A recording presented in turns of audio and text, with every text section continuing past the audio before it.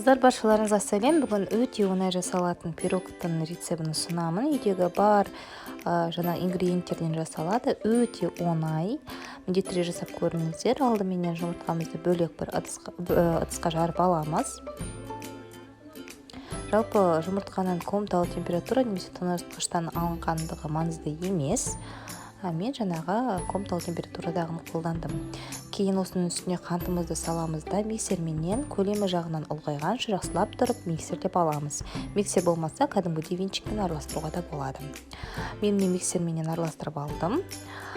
Кейін осының үстіне айранымызды құямыз. Жалпы айран комнаталық температурада болғаны дұрыс, бірақ мен салқын айран қосқан болатынмын. Сол себепті аздап пирогым көтерілмей қалыпты. Сол себепті жаңағы комнаталық температураны қосыңыздар. Кейін ұнымызға жаңа қопсытқышымызды қосамыз. Мен барлық көлемін астына төменге жазып кетемін. Ұнымызға жаңа қопсытқышымызды қосып, ұн өткізгіш арқылы екі бөлікке бөліп ұнымызды қосып шығамыз.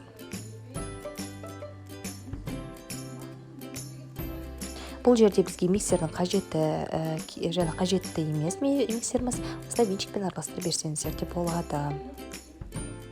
Мен басында алғашында әрқашан жаңағы жұмыртқа менен қантты миксермен араластырып аламын да, қалғанын осылай венчикпен араластыра беремін. Жақсылап тұрып араластырасыздар. Масса қою болуы мүмкін, яғни қоюлау болып шығады. Араластырып, осындай жаңағы қаймақтан да қою болып шығуы тиіс. Енді жаңағы формамызды дайындап аламыз. Менің формамның диаметрі 26 сантиметр. Бірақ та егер де сіздер көлемі жағынан төмен жаңағы формалатын болсаңыздар, яғни 22, 20, 18, онда жаңағы пирогтарыңыз биіктеу болып шығады.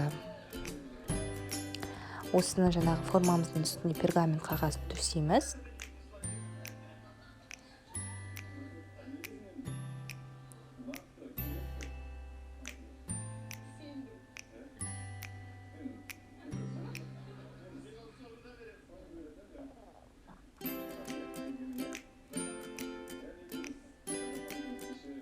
Жақсылап тұрып жаңағы силиконды күрекшеменен түзеп аласыздар да.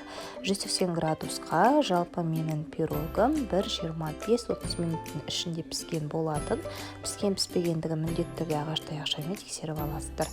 Қыздар, бұл үйдегі бар ингредиенттерден жасалатын пирог. Кеңес беремін, жасап көріңіздер міндетті түрде.